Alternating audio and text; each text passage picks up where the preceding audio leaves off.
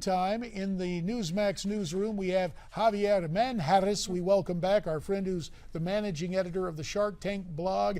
And joining us from Williamsburg, Virginia, Andrew Langer, Skyping in as the president of the Institute for Liberty. Mr. President, like calling you that, Andrew. When was this first uncovered, and why isn't it getting more media attention? Well, it's only starting to. The fact is, folks have known about Tom Steyer for years. Both his investments and his giving to Democrats.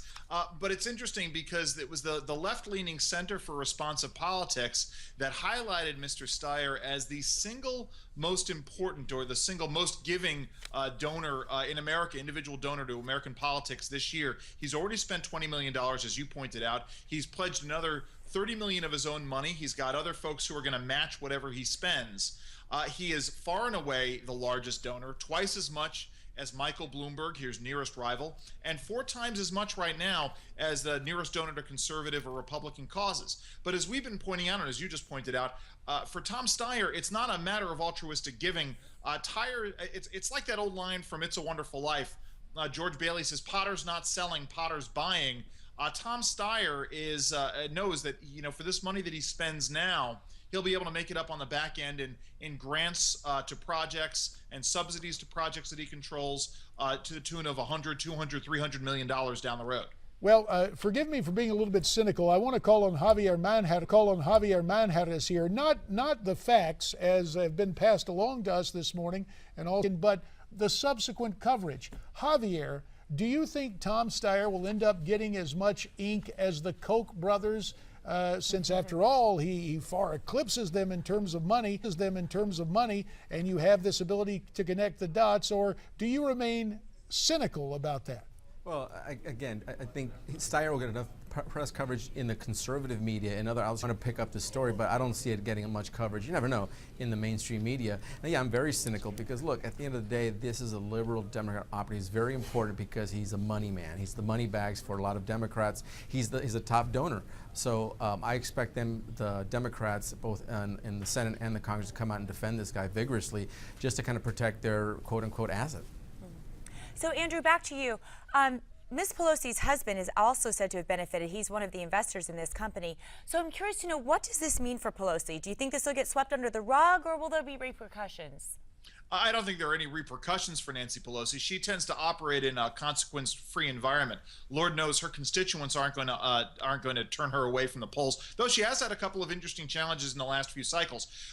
Just to tell the story, so Nancy Pelosi earmarked $1 billion for this light rail project to go out to this Mission Bay property that Tom Steyer started developing. He was able to turn it around to this Pelosi, to this company that Nancy Pelosi's husband invested in heavily. But more to the point, Nancy Pelosi's husband bought this office building 2 blocks from the rail line, whose value more than doubled. It went up 2.5 times because of this light rail project. And it's interesting because, Javier points out folks on the left-wing press, either they're interested in the crony capitalism aspect, but they're willing to excuse a guy like Tom Steyer. We think that there's so much more that's out there. Oh, and one of the excuses that I was given is, well, Nancy Pelosi's constituents like this light rail project. They may like this light rail project. Tom Steyer may like this light rail project. Nancy Pelosi's husband may like this light rail project. That doesn't mean that the rest of us have to pay for it. Certainly not in a way that benefits Nancy Pelosi's husband by more than doubling his investment in office buildings. So, Javier, we heard from the Republican National Committee that they were not going to be highlighting the billionaires on the left, that everybody has a chance to get involved in the political process. Do you expect a new assertiveness from conservative groups, if not the Republican National Committee, but others within the conservative movement, to really point out these connections with Tom Steyer, as Andrew is doing today? Well, I think the Republicans don't want to point or make too much of this because there may be issues with some of their donors. I think it's up to conservatives and the conservative media to expound on this and make an issue of what it is, and it is an issue. I mean, I think it speaks to both. I think it speaks to both sides. I think there's shenanigans that goes on when it comes to campaign finance on both sides.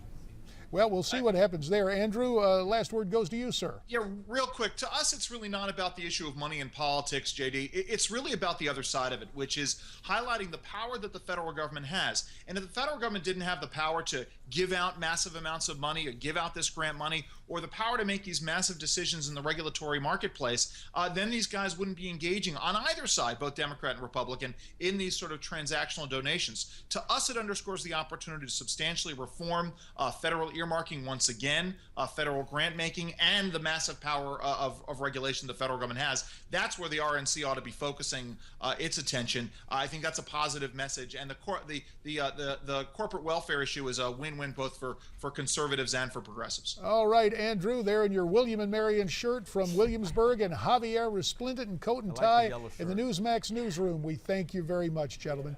Thank you guys. According to investment advisors, it's better to give away money during your lifetime than leave it to your heirs after you pass away. That's the subject of this morning's Max to Money report right here.